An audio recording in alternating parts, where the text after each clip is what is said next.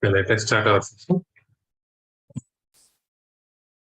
ओम ज्ञानतिमिरान्धस्य ज्ञानाञ्जनशलाकया चक्षुरुन्मिलितं येन तस्मै श्रीगुरवे नमः। नमो ओम विष्णुपादाय कृष्णप्रेष्ठाय भूतले श्रीमते भक्तिवेदान्तस्वामिति नाम्ने। नमस्ते सरस्वती देवे गौरवाणी प्रचारिणे निर्विशेष शून्यवादी पाश्चात्यदेशधारिणे। वाञ्छाकल्पतरुभ्यश्च कृपा सिन्धुभ्यश्च पतितानां पावनेभ्यो वैष्णवेभ्यो नमो नमः। जय श्री कृष्ण चैतन्य प्रभु नित्यानंद श्री अद्वैत गदाधर श्रीवासादि गौर भक्तवृंद। हरे कृष्ण कृष्ण कृष्ण हरे हरे, हरे Ram Ram Ram Hare Hare.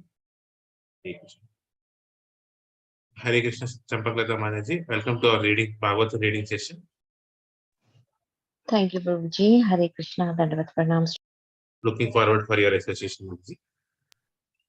Yeah, thank you. Let me share my. So we are reading the 11th chapter of the first canto, where Lord Krishna enters into Dvaraka. Let me share my screen.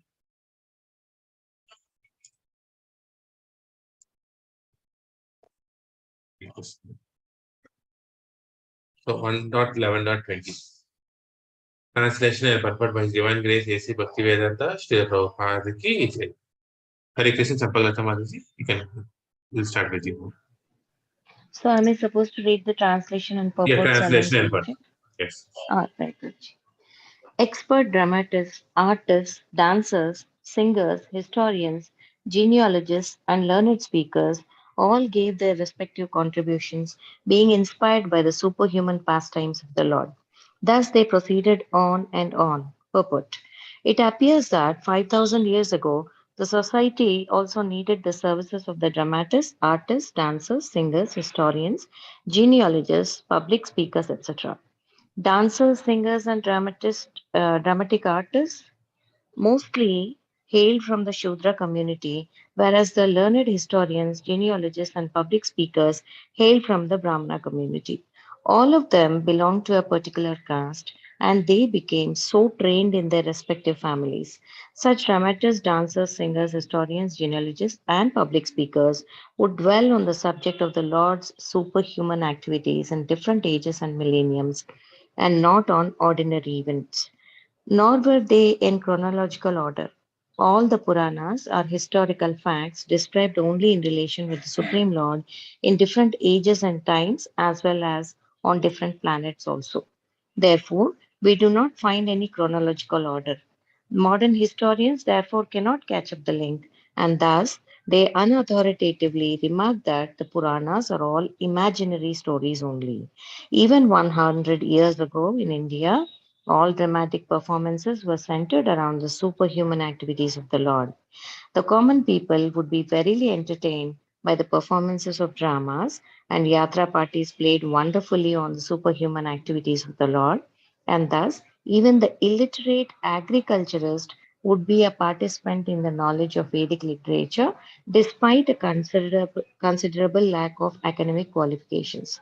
Therefore, expert players in drama, dancers, singers, speakers, etc., are required for the spiritual enlightenment of the common man.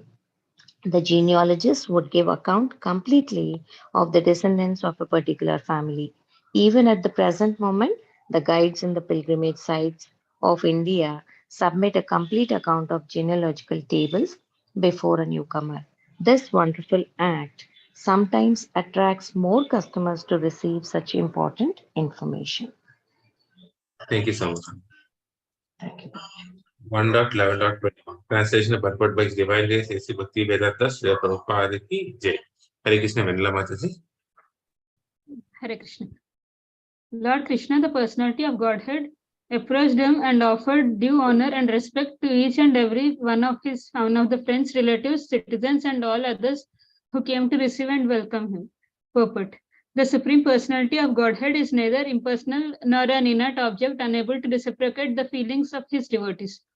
Here the word yathavidi, or just as it behoves, is significant.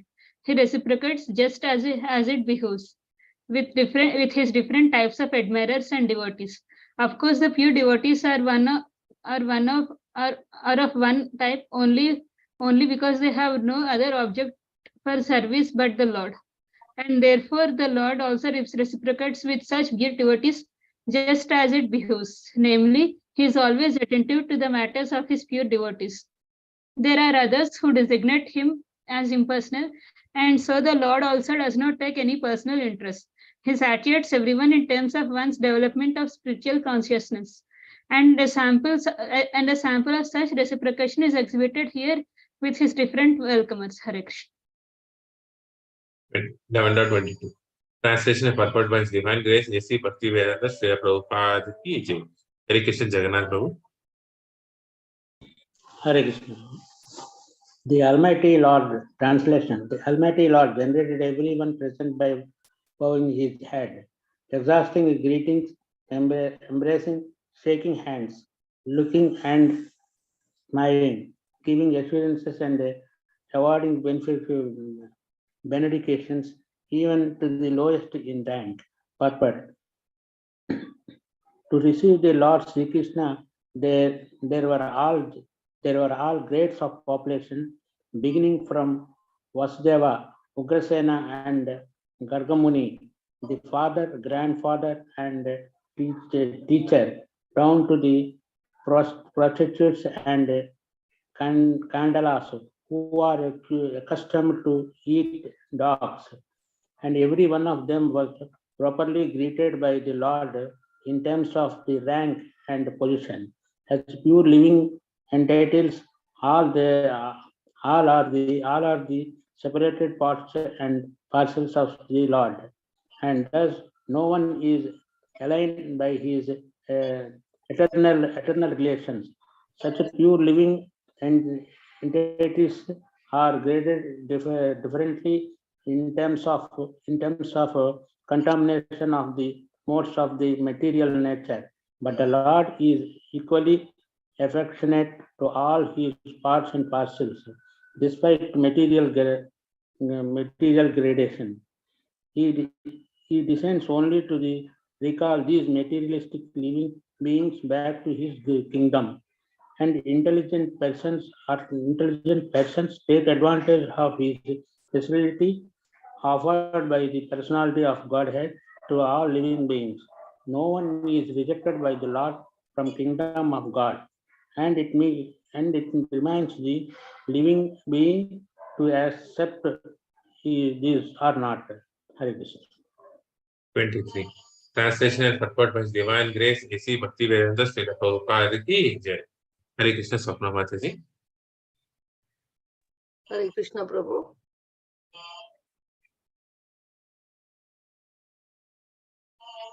Hare Krishna, you are not audible. Hare Krishna Prabhu. Am Yes. I audible now? Yeah. Yeah. Translation. Then the Lord personally entered the city accompanied by elderly relatives and invalid brahmanas with their wives, all offering benedictions and singing the glories of the Lord. Others also praised the glories of the Lord. Purport. The brahmanas in society were never attentive to banking money for future retired life. When they were old invalids, they used to approach with their wives the assembly of the kings, and simply by praising the glorious deeds performed by the kings, they would be provided with all necessities of life. Such brahmanas were not, so to speak, flatterers of the kings, but the kings were actually glorified by their actions, and they were sincerely still more encouraged in pious acts by such brahmanas in a dignified way. Lord Sri Krishna is worthy of all glories, and the praying brahmanas and others were glorified themselves by chanting the glories of the Lord. 24. Translation and purport by His Divine Grace A.C. Bhaktivedanta Srila Prabhupada Ki Jai. Hare Krishna Sanjay Prabhu. Hare Krishna. Sorry. Translation. When Lord Krishna passed over the public roads, all the ladies from the respectable families of Dvaraka went up to the roofs of their palaces just to have a look at the Lord. They considered this to be the greatest festival. Purport. To have a look at the Lord is a great festive occasion, undoubtedly, as it was considered by the metropolitan ladies of Dvaraka. This is still followed by the devout ladies of India, especially during the days of the Jhulana and Janmashtami ceremonies. The ladies of India still throng up in the greatest number at the temple of the Lord, where his transcendental eternal form is worshipped. The transcendental form of the Lord installed in a temple is not different from the Lord personally. Such a form of the Lord is called Archa Vigraha or Archa Incarnation and is expanded by the Lord by his internal potency just to facilitate the devotional service of his innumerable devotees who are in the material world. The material senses cannot perceive the spiritual nature of the Lord, and therefore the Lord accepts the Archa Vigraha, which is apparently made of material elements like earth, wood, and stone, but actually there is no material contamination. The Lord being Kaivalya, one alone, there is no matter in him. He is one without a second, and therefore the Almighty Lord can appear in any form without being contaminated by the material conception. Therefore, festivities in the temple of the Lord, as held generally, are like festivals performed during the many festive days of the Lord of Dwarka about 5,000 years ago. The authorized acharyas who know the science perfectly install such temples of the Lord under regulative principles just to offer facilitates to the common man, but persons who are less intelligent without being conversant with the science mistake this great attempt to be the idol worship and poke their nose into that to which they have no access. Therefore, the ladies or men who observe festivals in the temples of the Lord just to have a look at the transcendental form are 1,000 times more glorious than those who are non believers in the transcendental form of the Lord. It appears from the verse that the inhabitants of Dwarka were all owners of big palaces. This indicates the prosperity of the city. The ladies got up on the roofs just to have a look at the procession and the Lord. The ladies did not mix the crowd on the street, and thus their respectability was perfectly observed. There was no artificial equality with the men. Female respectability is preserved more elegantly by keeping the women separate from the men. The sexes should not mix unrestrictedly. Hare Krishna. Right. Translation is purport by Divine Grace A.C. Bhaktivedanta Sri Prabhupada Ki Jai. Hare Krishna Saraswati Mataji. Hare Krishna. Translation. The inhabitants of Dvaraka were regularly accustomed to look upon the reservoir of all beauty, the infallible Lord, yet they were never satiated. Purport. When the ladies of the city of Dvaraka got up on the roofs of their palaces, they never thought that they had previously many times seen the beautiful body of the infallible Lord. This indicates that they had no satiation in desiring to see the Lord. Anything material seen for a number of times ultimately becomes unattractive by the law of satiation. The law of satiation acts materially, but there is no scope for it in the spiritual realm. The word infallible is significant here because although the Lord has mercifully descended to the earth, he is still infallible. The living entities are fallible because when they come in contact with the material world, they lack their spiritual identity, and thus the body materially obtained becomes subjected to birth, growth, transformation, situation, deterioration, and annihilation under the laws of nature. The Lord's body is not like that. He descends as he is and is never under the laws of material modes. His body is the source of everything that be, the reservoir of all beauties beyond our experience. No one, therefore, is satiated by seeing the transcendental body of the Lord because there are always manifestations of newer and newer beauties. The transcendental name, form, qualities, entourage, etc., are all spiritual manifestations, and there is no satiation in chanting the holy name of the Lord. There is no satiation in discussing the qualities of the Lord, and there is no limitation of the entourage of the Lord. He is the source of all and is limitless. 26. Translation purport by Divine Grace A.C. Bhaktivedanta Srila Prabhupada Ki Jai. Hare Krishna Abhishek Guru. Hare Krishna. Translation. The Lord's chest is the abode of the goddess of fortune. His moon-like face is the drinking vessel for eyes, which hanker after all that is beautiful. His arms are the resting places for the administrative demigods, and his lotus feet are the refuge of pure devotees who never talk or sing of any subject except his lordship. There are different classes of human beings, all seeking different enjoyments from different objects.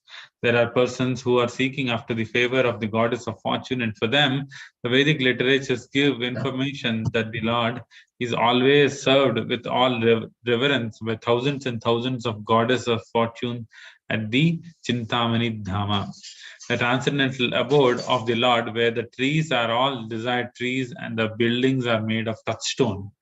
The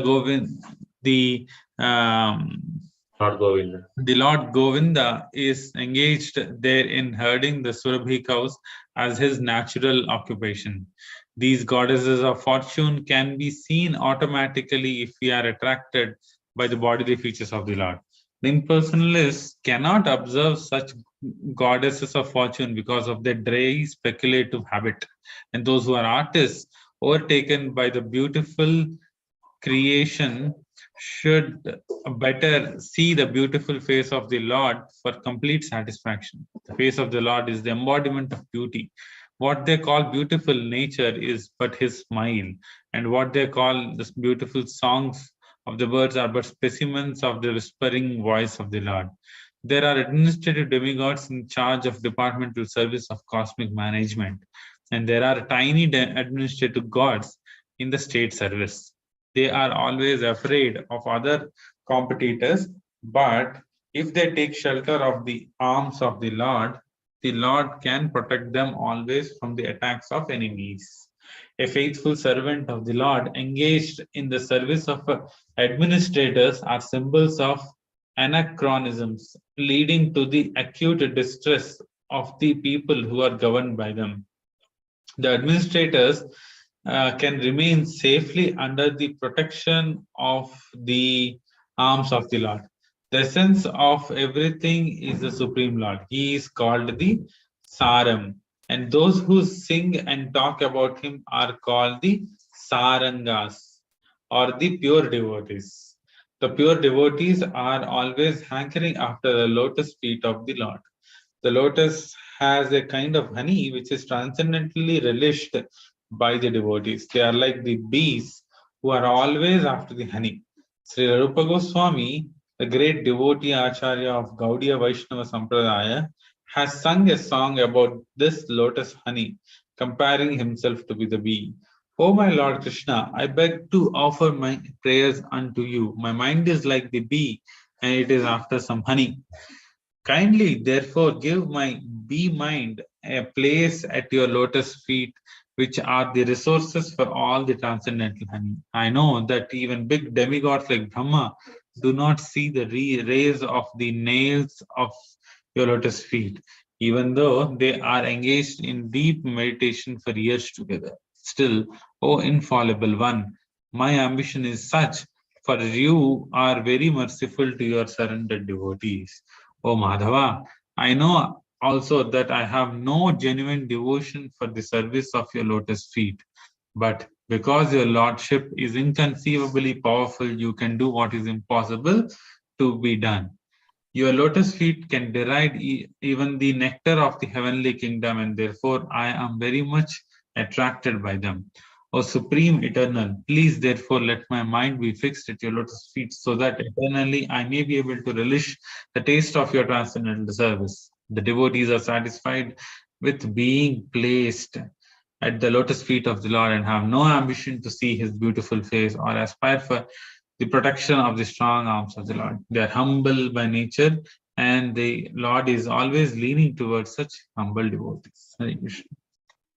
11.27. Translation and purport by Divine Grace A.C. Bhaktivedanta Srila Prabhupada Ki Jai. Hare Krishna Pushkala. As the Lord passed along the public road of Dwarka, his head was protected from the sunshine by a white umbrella. White feathered fans moved in semicircles, and showers of flowers fell upon the road. His yellow garments and garlands of flowers made it appear as if a dark cloud was surrounded simultaneously by sun, moon, lightning, and rainbows. Purport: the sun, moon, rainbow, and lightning do not appear in the sky simultaneously. When there is sun, the moonlight becomes insignificant, and if there are clouds and a rainbow, there is no manifestation of lightning. The Lord's bodily hue is just like a new monsoon cloud. He is compared herein to the cloud. The white umbrella over his head is compared to the sun. The movement of the bunch-haired fan of flutes is compared to the moon. The showers of flowers are compared to the stars. His yellow garments are compared to the rainbow. So all these activities of the firmament are being impossible simultaneous factors cannot be adjusted by comparison. The adjustment is possible only when we think of the inconceivable potency of the Lord. The Lord is all powerful and His present. Anything impossible can be made possible by His inconceivable energy. But the situation created at the time of his passing on the roads of Dwarka was beautiful and could not be compared to anything beside the description of natural phenomena. 11.28. Translation and comfort by His Divine Grace, A.C. Bhaktivedanta Srila Prabhupada ki jai. Hare Krishna Sagar Prabhu, immediately. Hare Krishna. After entering the house of his father, he was embraced by the mother present, and the Lord offered his obeisances on to them by placing his head at their feet. The mothers were headed by Devaki, his real mother. Purport. It appears that Vasudeva, the father of Lord Krishna, had completely separated residential quarters where he lived with his 18 wives, out of whom Srimati Devaki is the real mother of Lord Krishna. But instead of all this, all other stepmothers were equally affectionate to him, as will be evident from the following verse. Lord Krishna also did not distinguish his real mother from his stepmothers, and he equally offered his obeisances onto all the wives of Vasudeva present on the occasion. According to scriptures also, there are 7 mothers. Real mother, the wife of the spiritual master, wife of the brahmanas, the wife of the king, the cow, the nurse, and the earth. All of them are mothers. Even by this injunction of the Shastras, the stepmother, who is the wife of the father, is also as good as the mother, because the father is also one of the spiritual masters. Lord Krishna, the Lord of the universe, plays the part of an ideal son just to teach others how to treat their stepmothers. Hare Krishna. 11.29. Translation and purport by His Divine Grace, A.C. Bhaktivedanta Srila Prabhupada ki jai. The mothers, after embracing their son, sat him on their laps. Due to pure affection, milk sprang from their breasts. They were overwhelmed with delight, and the tears from their eyes wetted the Lord. Purport. When the Lord Krishna was at Vrindavana, even the cows would become moistened by affection towards him, and he would draw milk from the nipples of every affectionate living being. So, what to speak of the stepmothers who were already as good as his own mother? 30. Translation purport by His Divine Grace, A.C. Bhaktivedanta Prabhupada ki jai. Hare Krishna Sampaklata Mataji. Hare Krishna. Translation. Thereafter, the Lord entered his palaces, which were perfect to the fullest extent. His wives lived in them, and they numbered over 16,000. Purport. Lord Krishna had 16,108 wives, and for each and every one of them, there was a fully equipped palace, complete with necessary compounds and gardens. Full description of these palaces is given in the 10th canto. All the palaces were made of the best marble stone. They were illuminated by jewels and decorated by curtains and carpets of velvet and silk, nicely bedecked and embroidered with gold lace. The personality of Godhead means one who is full with all power, all energy, all opulences, all beauties, all knowledge, and all renunciation. Therefore, in the palaces of the Lord, there was nothing wanting for fulfilling all desires of the Lord. The Lord is unlimited, and therefore his desires are also unlimited, and the supply is also unlimited. Everything being unlimited, it is concisely described here as Sarvakamam, or full with all desirable equipment. 11.30. Translation and purport by Divine Grace A.C. Bhakti Vedanta Sri Prabhupada ki jai. Hare Krishna Mella Mataji. Translation. The queens of Lord Krishna rejoiced within their minds to see their husband come home after a long period abroad. The queens got up once from their seats and meditations. As was socially customary, they covered their faces shyly and looked about coyly. Purport. As mentioned above, the Lord entered his home palaces occupied by 16,108 queens. This means that the Lord at once expanded himself in as many plenary expansions as there were queens and palaces, and entered each and every one of them simultaneously and separately. Here is another manifestation of feature of his internal potency. He can expand himself in as many forms of spiritual identity as he desires, even though he is one without second. It is confirmed in the by the Shruti mantra that the absolute one is one alone, and yet he becomes many as soon as he so desires. Their manifold expansions of the Supreme Lord are manifested as plenary and separated portions. The separated portions are representations of his energy, and plenary portions are manifestations of his personality.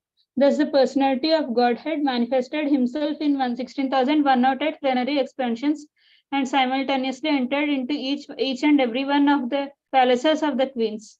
This is called Vaibhava, or the transcendental potency of the Lord.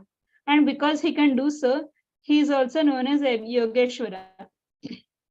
Ordinarily, a yogi or mystic living being is able to expand himself at most to tenfold expansions of body, but the Lord can do so to the extent of as many thousands or infinitely as he likes. Unbelievers become astonished to learn that Lord Krishna married more than 16,000 queens, because they think of Lord Krishna as one of them and measure the potency of the Lord by their own limited potency. One should know, therefore, that the Lord is never at the level of the living beings who are but expansions of his marginal potency, and one should not equalize to the potent and the potency, although there is very little difference of the quality between the potent and the potency. The queens were also expansions of his internal potency, and thus the potent and potencies are perpetually exchanging transcendental pleasures known as pastimes of the Lord. One should not therefore become astonished to learn that the Lord married so many wives. On the contrary, one should affirm that even if Lord marries 16,000 million wives, he is not completely manifesting his unlimited or inexhaustible potency. He married only 16,000 wives and entered each and every one of the different palaces just to impress in the history of the human beings on surface of the earth that the Lord is never equal or less than any human being, however powerful he may be. No one therefore is equal to or greater than the Lord. The Lord is always great in all respects. God is great is eternal truth. Hare Krishna. That's great. Hare Krishna Sanjay Prabhu. Hare Krishna. Therefore, as soon as the queens saw from a distance their husband, who was away from home for long periods due to the battle of Kurukshetra, they all arose from the slumber of meditation and prepared to receive their most beloved. According to Valkya's religious injunctions, a woman whose husband is away from home should not take part in any social functions, should not decorate her body, should not laugh, and should not go to any relative's house in any circumstance. This is the vow of the ladies whose husbands are away from home. At the same time, it is also enjoyed that a wife should never present herself before the husband in an unclean state. She must decorate herself with ornaments and good dress and should always be present before the husband in a happy and joyous mood. The queens of Lord Krishna were all in meditation, thinking of Lord's absence, and were always meditating upon him. The Lord's devotees cannot live for a moment without meditating on the Lord. And what to speak of the queens, who were all goddesses of fortune, incarnated as queens in the pastimes of the Lord at Dvaraka. They can never be separated from the Lord, either by presence or by trance. The gopis at Vrindavana could not forget the Lord when the Lord was away in the forest cow herding. When the Lord, when the Lord boy Krishna was absent from the village, the gopis at home used to worry about him traversing the rough ground with his soft lotus feet. By thinking thus, they were sometimes overwhelmed in trance and mortified in the heart. Such is the condition of the pure associates of the Lord. They are always in trance, and so the queens also were in trance during the absence of the Lord. Presently, having seen the Lord from a distance, they at once gave up all their engagements, including the vows of women as described above. According to Sri Vishwanath Chakravarti Thakur, there was a regular psychological reaction on the occasion. First of all, rising from their seats, although they wanted to see their husband, they were deterred because of feminine shyness. But due to strong ecstasy, they overcame that stage of weakness and became caught up with the idea of embracing the Lord. And this thought factually made them unconscious of their surrounding environment. This prime state of ecstasy annihilated all other formalities and social conventions, and thus they escaped all stumbling blocks on the path of meeting the Lord. And that is the perfect stage of meeting the Lord of the soul. Sri Krishna, Hare Krishna. 32. Translation and purport by Divine Grace A.C. Bhaktivedanta Srila Prabhupada ki jai. Hare Krishna, Swapna Mataji. Hare Krishna Prabhu translation. The insuperable ecstasy was so strong that the queens who were shy first embraced the Lord in the innermost recesses of their hearts. Then they embraced him visually, and then they sent their sons to embrace him, which is equal to the personal embracing. But O chief amongst the He goes. Rugus, though they tried to restrain their feelings, they inadvertently shed their tears. Purport. Although due to feminine shyness, there were many hindrances to embracing the dear husband, Lord Sri Krishna. The queens performed that act by seeing him, by putting him in the course of their hearts, and by sending their sons to embrace him. Still, the act remained unfinished, and tears rolled down their cheeks despite all endeavors to check them. One indirectly embraces the husband by sending the son to embrace him because the son is developed as a part of mother's body. The embrace of the son is not exactly the embrace of husband and wife from the sexual point of view, but the embrace is satisfaction from the affectionate point of view. The embrace of eyes is more effective in the conjugal relation, and thus, according to the Srila Jiva Goswami, there is nothing wrong in such an exchange of feeling between husband and wife. Hare Krishna. Translation and purport by Divine Grace A.C. Bhaktivedanta Srila Prabhupada ki jai. Hare Krishna, Satsyamas and Abhishek Prabhu. You can share the purport. Sri Krishna was constantly by their sides as well as exclusively alone. His feet appeared to them to be newer and newer. The goddess of fortune, although by nature always restless and moving, could not quit the Lord's feet. So, what woman can be detached from those feet, having once taken shelter of them? Purport: conditioned living beings are always after the favor of the goddess of fortune. Although by nature she is moving from one place to another. In the material world, no one is permanently fortunate, however clever one may be.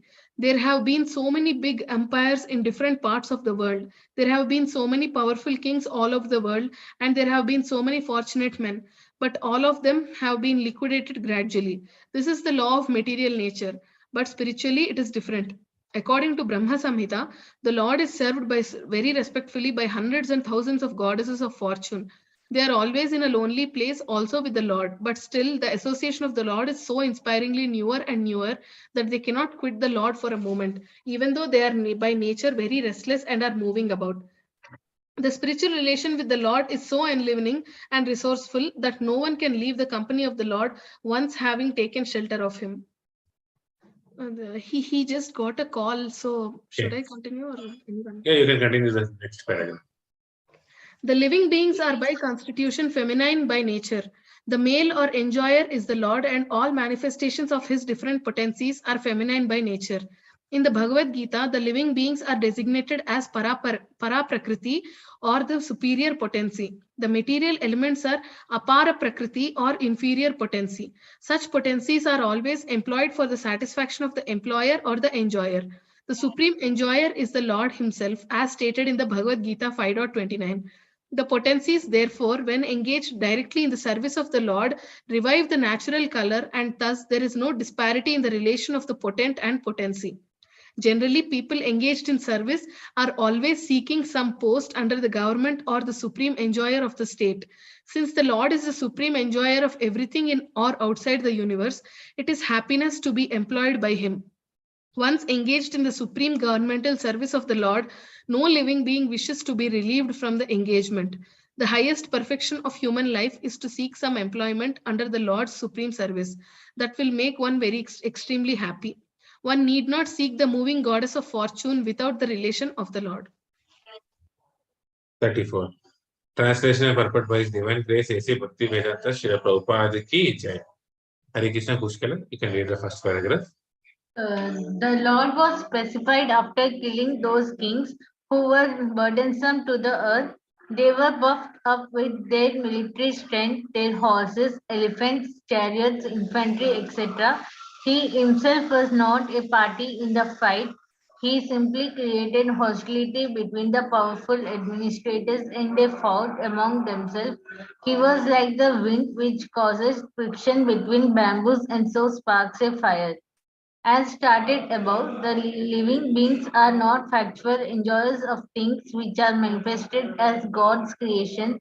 The Lord is the genuine proprietor and enjoyer of everything manifested in His creation. Unfortunately, influenced by the deluding energy, the living being becomes a false enjoyer under the dictation of the modes of nature. Puffed up by such a false sense of becoming God, the deluded living being increases his material strength by so many activities and thus becomes the burden of the earth, so much so that the earth becomes completely uninhabitable by the same. This state of affairs is called dharmasya glanit or misuse of the energy of the human being. When such misuse of human energy is prominent, the senior living beings become perturbed by the awkward situation created by the vicious administrators who are simply burdens of the earth. And the Lord appears by his internal potency just to save the saner section of humanity and to elevate the burden due to the earthly administrators in different parts of the world.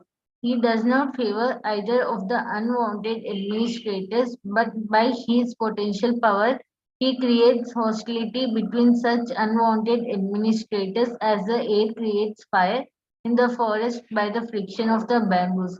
The fire in the forest takes place automatically by the force of the air, and similarly, the hostility between different groups of politicians take place by the unseen design of the Lord. The unwanted administrators, puffed up by false power and military strength, thus become engaged in fighting among themselves over ideological conflicts and so exhaust themselves of all powers. The history of the world reflects this factual will of the Lord, and it will continue to be enacted until the living beings are attached to the service of the Lord. In the Bhagavad Gita 7.14, this fact is very vividly described. It is said the deluding energy is my potency, and thus it is not possible for the dependent living beings to supersede the strength of the material modes. But those who take shelter in me, the personality of God and Sri Krishna, can cross over the gigantic ocean of materialistic energy.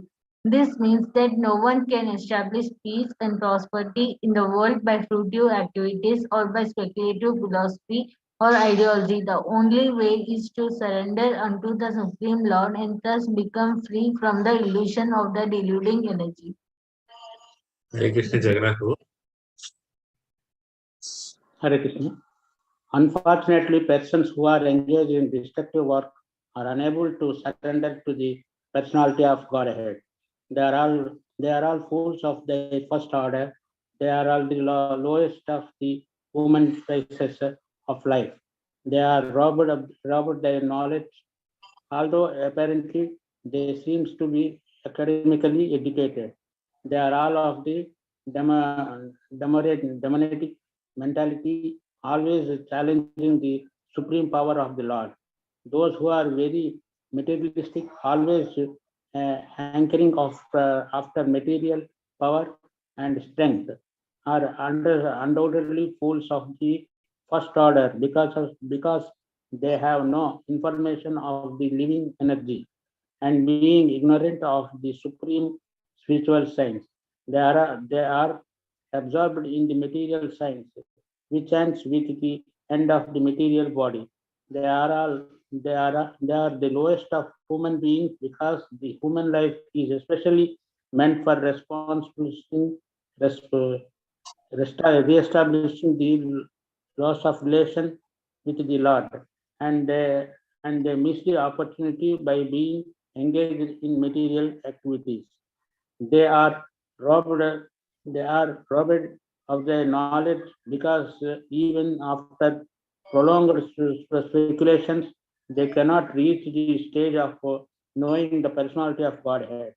Thus, the summum bonum of everything, and all of them are men and democratic principle, and they suffer the consequences and did such materialistic heroes as Ravana, Hiranyakasapa, Kamsa, and others. Hare Krishna. 11.35 Translation and purport by His Divine Grace A.C. Bhakti Vedanta Srila Prabhupada Ki Jai. Hare Krishna Champakla Tumari. Yes, Prabhu. Translation. That Supreme Personality of Godhead, Sri Krishna, out of his causeless mercy, appeared on this planet by his internal potency and enjoyed himself amongst competent women as if he were engaging in mundane affairs. Purport. The Lord married and lived like a householder. This is certainly like a mundane affair. But when we learn that he married 16,108 wives and lived with them separately in each and every palace, certainly it is not mundane. Therefore, the Lord living as a householder amongst his competent wives is never mundane, and his behavior with them is never to be understood as mundane sex relation. The women who became the wives of the Lord are certainly not ordinary women, because to get the Lord as one's husband is the result of many, many millions of births, tapasya, austerity. When the Lord appears on the different lokas or planets, or on this planet of human beings, he displays his transcendental pastimes just to attract the conditioned souls to become his eternal servitors, friends, parents, and lovers, respectively, in the transcendental world, where the Lord eternally reciprocates such exchanges of service. Service is pervertedly represented in the material world and broken untimely, resulting in sad experience. The illusioned living being, conditioned by material nature, cannot understand out of ignorance that all our relations here in the material world, mundane world, are temporary and full of inabilities. Such relations cannot help us be happy perpetually.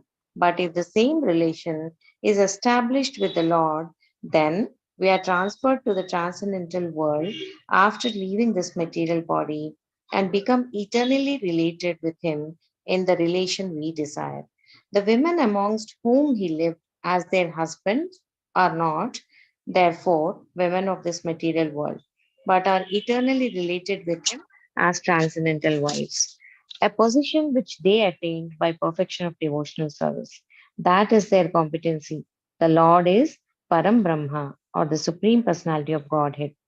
Conditioned souls seek after perpetual happiness in all places, not only on this earth, but also on the other planets throughout the universe, because constitutionally, a spiritual spark, as he is, can travel to any part of God's creation. But being conditioned by the material modes, he tries to travel in space by spacecraft and so fails to reach his destination. The law of gravitation is binding upon him like the shackles of a prisoner. By other processes, he can reach anywhere, but even if he reaches the highest planet, he cannot attain that perpetual happiness for which he is searching life after life. When he comes to his senses, however, he seeks after Brahman happiness, knowing it for certain that unlimited happiness which he is seeking is never attainable in the material world. As such, the Supreme Being, Parabrahman, certainly does not seek his happiness anywhere in the material world, nor can his paraphernalia of happiness be found in the material world. He is not impersonal because he is the leader and supreme being amongst innumerable living beings. He cannot be impersonal. He is exactly like us, and he has all the propensities of an individual living being in fullness. He marries exactly like us, but his marriage is neither mundane nor limited by our experience in the conditioned state. His wives, therefore, appear like mundane women, but factually, they're all transcendental liberated souls, perfect manifestations of internal energy. Already 8:20. So there are three more slokas in this. We'll continue in the next session. The last three slokas and the next the birth of Parikshit. We'll continue in the next Tuesday at same time 6:30 or 7:30. We'll meet again. Hare Krishna. Thank you all for joining today's session. Vancha kalpatarubhyasya kripa sindhubhyev cha patitana bhavanebhyo vaishnavebhyo namo namaha ananta koti vaishnavanda ki jai. Shri Prabhupada ki jai. Grantha Srimad Bhagavatam ki jai. Yeah. Hare Krishna. Champaklata Mati. Dhanavad Pranam. Dhanavad Pranam. Dandar pranams to everybody. Hare Krishna. Prabhuji, thank you so much for the nice reading. Thank you, Mataji, for joining today. Looking forward for your session. Continue this. Yeah, I'll try to join every week, Prabhuji. Thank you. Hare Krishna.